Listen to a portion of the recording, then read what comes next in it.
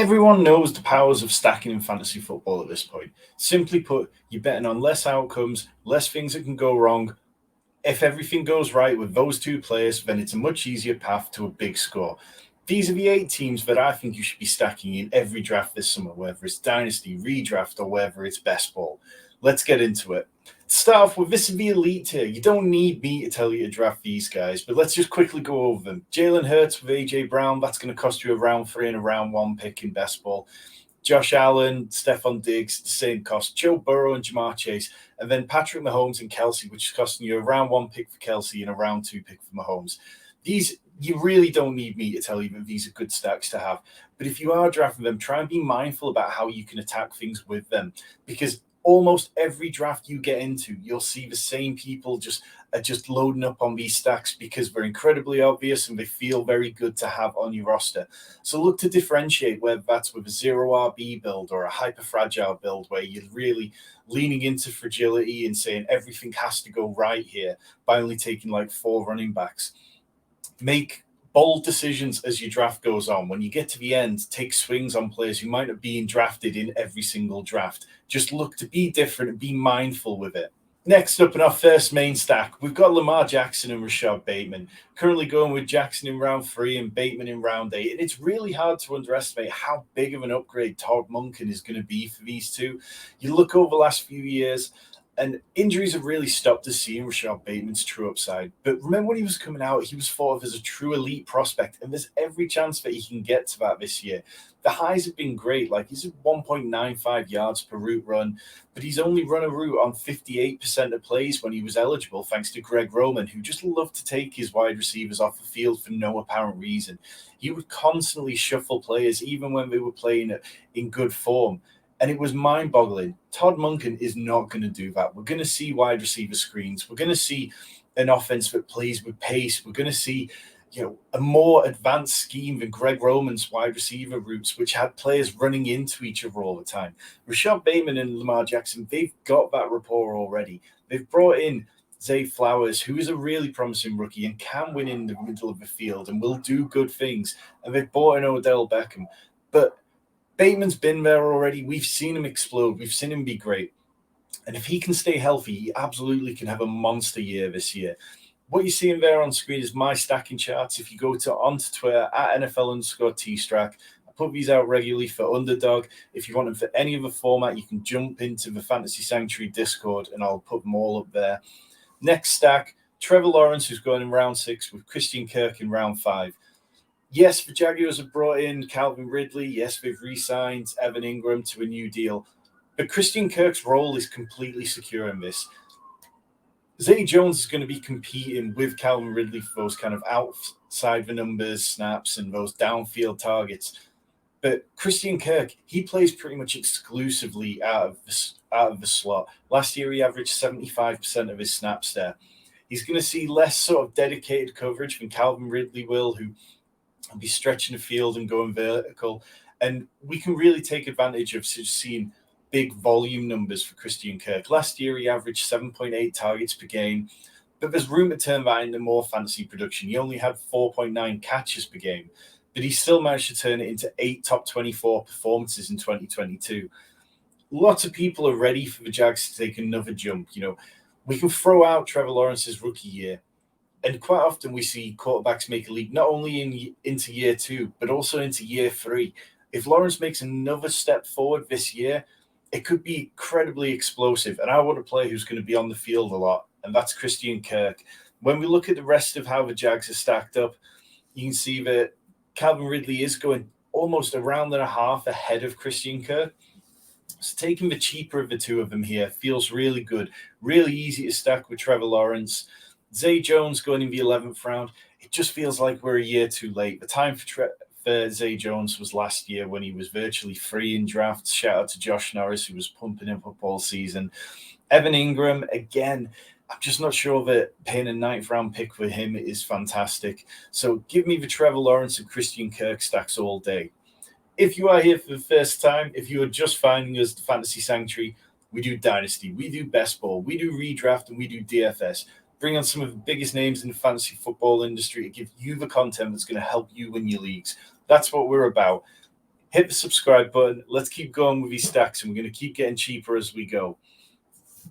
Dolphins, Tua, Jaylen Waddle. Tua's a round 8 pick. Jaylen Waddle is a round 2 pick. Waddle's production, it's not that far off Tyreek Hill's, but we're getting a round discount on it because Tyreek Hill goes in the first round. You look back last year, Waddle was the PPR wide receiver 8. Tyreek was the wide receiver 2.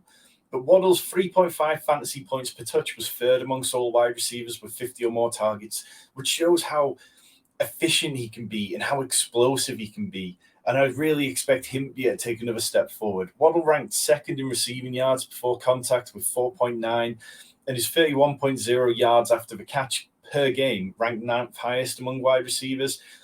He's an incredible player, and getting him at a slight discount compared to Tyreek Hill is something that I'm always going to be in on. You can see how the Dolphins stack up there. Without Mike Gesicki, it gets real thin at tight end with Durham Smythe, who's practically free. I don't mind adding him onto stacks at the end. Cedric Wilson is the third wide receiver by ADP, but there's also Braxton Berrios. After Tyreek and Jaylen Waddle, it's not too interesting. This really feels like two wide receivers in Tyreek Hill and Jaylen Waddle who could have 30% target shares each this season. Moving on, the Chargers, Justin Herbert and Keenan Allen. Herbert going in round 5, Keenan Allen going in round 3. Another team who are going to have a huge upgrade with the offensive coordinator shift this year. Joe Lombardi's gone. Kellen Moore has come over from the Cowboys. And one of the reasons why Kellen Moore came over was because he wanted to find an offense that wanted to pass the ball more. He wanted to be more up-tempo than Mike McCarthy did. And he really wanted to just cut loose like that. And that's absolutely what the Chargers need. Last year, Justin Herbert struggled through a rib injury, and he rarely had all his wide receivers on the field at the same time. And he was week 14 before Keenan Allen and Mike Williams played a full game together. The combination of that with the rib injury saw Justin Herbert just regressed to just dumping the ball off short, and he had a really low average depth of target of 6.4 yards, which was right near the bottom of the league. When Mike Williams and Keenan Allen were both out there, that jumped up to a league average 7.4. So this year, when he's not dealing with a rib injury and he's got 3 wide receivers with the addition of Quentin Johnston, that can really just push on further. Every year that Kellen Moore was the offensive coordinator of the Cowboys, Dak Prescott's yards per average depth of target was over 8. When Keenan Allen did come back, he was a target hog. Like, he was the PPR wide receiver 7 from week 11 to the end of the season, averaging 10.3 targets per game, which was tied for the 4th most amongst all wide receivers at that point. Mike Williams is going to have to compete with Quentin Johnston for those downfield, high-value targets. But Keenan Allen's role in the slot feels absolutely secure, and we should definitely be buying into it this year.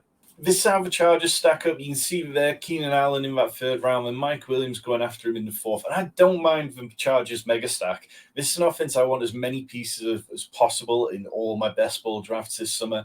Quentin Johnston going in the 7th might be slightly high for a rookie wide receiver, but for all the reasons I've already talked about, I don't hate it. Gerald Everett in the 13th round looks incredibly undervalued, so just wheels up on the Chargers. Isaiah Spiller doesn't even have an ADP at the minute. If you want to get a bit different at the end of drafts, that's one way to do things. Moving on to the San Francisco 49ers, Brock Purdy's on track to be the week 1 starter. There's no use crying about it these days. If you're a Trey Lance fan like me, you just got to get on board. Unless he has like a Nick Foles fall from grace, you've just got to get on with it. And Brock Purdy, he's going in round 15. When he does get declared healthy, I'd expect that to rise up to about round 13. And pairing him with Deebo Samuel in round 3 is absolutely one of my favorite stacks right now. Deebo, when he was healthy and all the options were out there, he seemed to be Purdy's number 1 choice. In those limited games that he played, including in the playoffs, Deebo led the team with a 30% target share. CMC was at 23%, Brandon Ayuk 19%, and George Kittle 13%. Deebo, he was averaging 8 touches per game before Christian McCaffrey got there. And then after Christian McCaffrey got there, it only dropped to 7.8. It really didn't affect him that much. Deebo was 2nd in the NFL last year in design targets, which is referred to like screen passes or jet sweeps. He had 27, which only trailed Chris Godwin. The team know how to get the best out of Deebo Samuel. They know they need to use him because he's the kind of weapon who can absolutely break out at any play on the field. Last year, the contract negotiations seemed to affect his offseason prep, and perhaps that affected him more than we really know. But This year, we're getting Deebo at a discount, almost at like a round and a half compared to last year. And when Brock Purdy's healthy, we are going to see Brock Purdy's ADP jump. You can see how the rest of the Niners stack up here on my stacking charts. Brock Purdy, that 15th round. Deebo in the 3rd. Ayuk in the 5th. Juwan Jennings is the wide receiver 3, going practically free at the end of drafts. George Kittle in the 6th. Christian McCaffrey, 104. Elijah Mitchell in the 11th round. Out of those, I don't hate adding Brandon Ayuk, but I do think his upside is a little less limited because Purdy's deep shot doesn't seem to quite be as good as we might hope. George Kittle, for me, is the odd man out here. I'm fading George Kittle in all my drafts. His touchdown rate last year was unsustainable, far higher than we've ever seen him normally have. And if I have to bet on someone, it's going to be Christian McCaffrey or it's going to be Deebo Samuel. The New York Giants, Daniel Jones round 10, Darren Waller round 7. My God, the Giants needed to get Daniel Jones a pass catcher. Like, you look back last year, and it was Daniel Bellinger, who had an okay rookie season, but then he got injured and he didn't look incredible. You had Isaiah Hodgins, Richie James, Darius Slayton out there catching passes in playoff games. They needed to get someone, and Brian Daboll absolutely has done the right thing, going out, trading the 100th pick overall in this year's draft to get Darren Waller, who seemed to be out of favor in Las Vegas. They've got all these little small slot receivers who they've added, which can be good for Daniel Jones. We've seen him pepper players like Wan'Dale Robinson and Sterling Shepard with targets over the last few years. But getting him a big pass catcher who can play outside, who can play on the boundary, who can play up the seam, who can play inline as well as a tight end, that's what they needed to do.